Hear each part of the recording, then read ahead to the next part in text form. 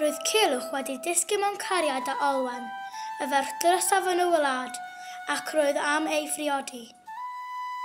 Roedd Olwen yn gwybod na fyddai ei thad y cawr ysbadad yn bencael byth yn gadael iddi briodi, oherwydd byddai hyn yn sias y cawr. Os wyt ti am briodi fy merch, bydd rhaid I ti gwblhau 40 o dasgau anodd iawn.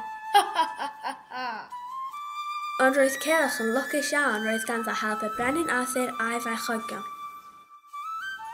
Enwau y marchogion oedd Bedwyr a Gwalchni.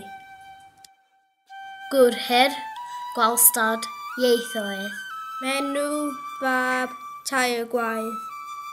Hynddylig Gyfarwydd. A Cai.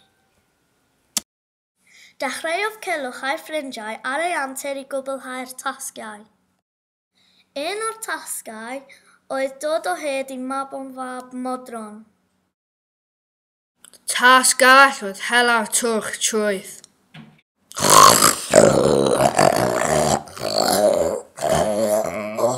Casglu gwaed y wrach ddi iawn oedd y dasg olaf.